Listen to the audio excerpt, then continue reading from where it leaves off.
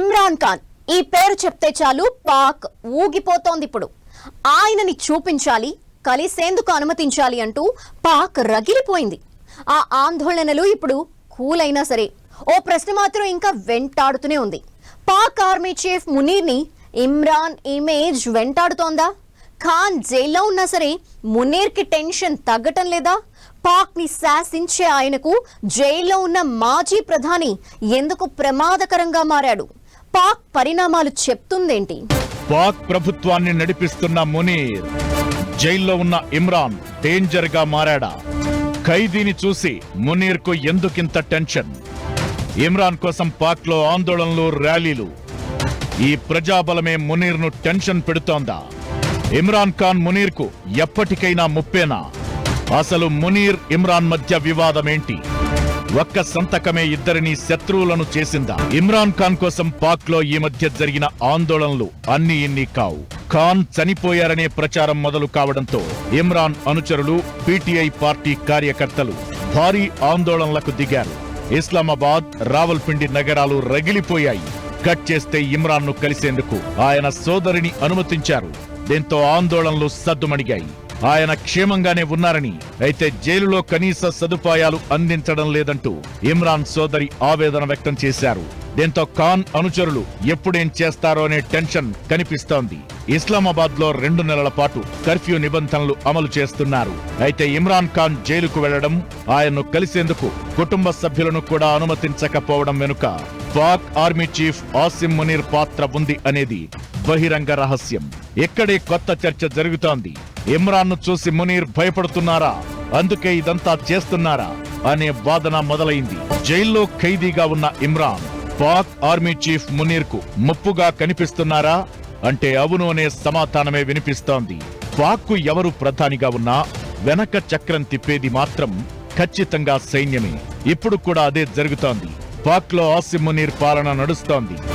అయితే అలాంటి వ్యక్తికి ఇమ్రాన్ ముప్పుగా మారారా అనే ప్రశ్నలు వినిపిస్తున్నాయి. నిజానికి ఖాన్ జైల్లో ఉన్నప్పటికీ జనాల్లో ఆదరణ, అసంతృప్తిని మునీర్ పైకి మళ్లిస్తూ అతని అధికారాన్ని బలహీనపరుస్తూనే ఉన్నాడు ఇమ్రాన్. ఇప్పటికే 2 ఏళ్లకు పైగా జైల్లో ఉన్న ఇమ్రాన్ ఖాన్ ఆర్మీ చీఫ్ మునీర్ కు ఇప్పటికీ బలమైన ప్రత్యర్థిగానే ఉన్నాడు. పాక్ లో ఈ మధ్య 27వ రాజ్యాంగ సవరణ అమల్లోకొచ్చింది. దీంతో మునీర్ ఆ దేశ తొలి చీఫ్ ఆఫ్ డిఫెన్స్ ఫోర్సెస్ అయ్యాడు. అంటే త్రివిధ దళాలకు ఆయనే అధినేత అన్నమాట. మునీర్ సంస్థాగత శక్తి పీక్ కు చేరినప్పటికీ జైలు నుంచి ఇమ్రాన్ ప్రభావం మాత్రం అతని అధికారాన్ని నీడలా వెంటాడుతున్నట్లు కనిపిస్తోంది. జైల్లో ఉన్న ఇప్పటికీ ఇమ్రాన్ ప్రతిపక్ష శక్తిగానే కనిపిస్తున్నారు. దీనికి చాలా కారణాలు కనిపిస్తున్నాయి.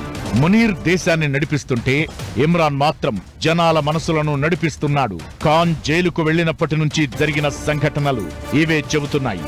పాక్ ప్రభుత్వం తీసుకుంటున్న చర్యలు ఇమ్రాన్ ఖాన్ కు జనాల్లో సింపతి ఇమేజ్ తీసుకొస్తున్నాయి. ఒంటరి నిర్బంధం, భేటీలపై ఆంక్షలు, తప్పుడు ప్రవర్తన ఆరోపణలు ఇవన్నీ ఖాన్ ను కావాలని టార్గెట్ చేస్తున్నట్లు కనిపిస్తున్నాయని జనం ఫీల్ అవుతున్నారు. ఇది ప్రభుత్వంపై జనాల్లో అసంతృప్తిని పెంచుతోంది. ఇదే ఇమ్రాన్ పార్టీ పీటీఐని స్ట్రాంగ్ గా ఉండేలా చేస్తోంది. 2024 ఎన్నికల్లో పీటీఐని పోటీ చేయకుండా చర్యలు తీసుకున్న కీలక నాయకులను అరెస్టు చేసినా ఆ పార్టీకి చెందిన నాయకులు స్వతంత్ర అభ్యర్థులుగా భారీ విజయం సాధించారు. పాక్ ప్రభుత్వం మీద అసంతృప్తికి, ఇమ్రాన్ మీద జనాలకున్న నమ్మకానికి ఇదే నిదర్శనం. ఇమ్రాన్ ఖాన్ జైల్లో ఉన్నా ఆయనపై జనాల్లో ఆదరణ మాత్రం తగ్గలేదు. ఇప్పటికీ 61% మంది జనాలకు ఆయనపై మంచి అభిప్రాయమే ఉందని సర్వేలు చెబుతున్నాయి. 2023లో ఖాన్ అరెస్ట్ అయినప్పుడు పాకిస్తాన్ వ్యాప్తంగా భారీ నిరసనలు కనిపించాయి. ఆర్మీ కాంపౌండ్లపై కూడా దాడులు చేశారంటే జనం ఏ స్థాయిలో ఆగ్రహంతో ఉన్నారో అర్థం చేసుకోవచ్చు. కట్ చేస్తే ఇప్పుడు ఇమ్రాన్ ప్రాణాల చుట్టూ అనుమానాలు వినిపించినప్పుడు కూడా అదే స్థాయిలో నిరసనలు కనిపించాయి. అంటే ఈ 2 ఏళ్లలోనూ జనాల్లో ఖాన్ ఇమేజ్ ఏమాత్రం చెక్కు చెదరలేదు. ఓవరాల్ గా మునీర్ దగ్గర అధికార బలం ఉంటే ఇమ్రాన్ దగ్గర జనబలం ఉంది. జైల్లో ఉన్న ఆ బలాన్ని అదే స్థాయిలో కొనసాగిస్తున్నాడు ఖాన్. ఇదే ఇప్పుడు మునీర్ ను టెన్షన్ పెడుతోంది. జైల్లో ఉన్నా సరే ఘాటు వ్యాఖ్యలు చేస్తూ జనాల్లో సెంటిమెంట్ రాజేస్తూ ఎప్పటికప్పుడు మునీర్ ని కార్నర్ చేస్తూనే ఉన్నారు ఇమ్రాన్. ఇక అటు మునీర్ కూడా ఇమ్రాన్ విషయంలో చాలా సీరియస్ గా కనిపిస్తున్నాడు. అసలు ఇద్దరి మధ్య వైరం ఏంటి? 6 ఏళ్ల కింద చేసిన ఓ పని ఇద్దరిని శత్రువులుగా మార్చిందా? అసలేం జరిగింది?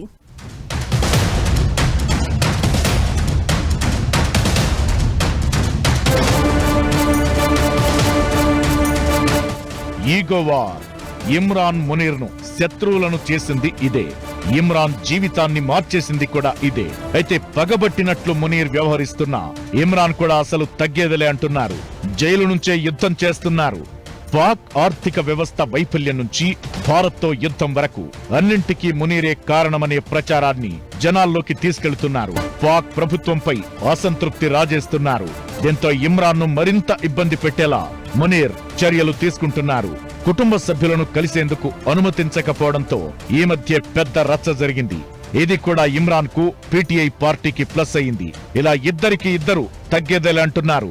అయితే అధికారం చేతిలో ఉన్న మునీర్ కు జైల్లో ఖైదీగా ఉన్న ఇమ్రాన్ ముప్పుగా మారినట్లు కనిపిస్తోందని వరుస పరిణామాలు చెబుతున్నాయి.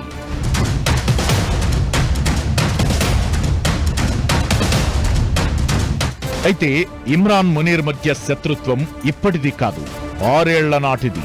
2019లో ఇమ్రాన్ ఖాన్ పాక్ ప్రధానిగా ఉన్న సమయంలో అప్పుడు పాక్ గూఢచారి సంస్థ ఐఎస్ఐకి ఆసిం మునీర్ చీఫ్ గా ఉన్నాడు. అప్పుడు వీరిద్దరూ స్నేహితులే. అయితే ఒకరోజు ప్రధాని దగ్గరికి నేరుగా వెళ్లిన మునీర్ ఇమ్రాన్ భార్య బుష్రా బీబీ, ఆమె స్నేహితురాలు చేస్తున్న అవినీతికి సంబంధించిన సాక్ష్యాలను టేబుల్ మీద పెట్టాడు.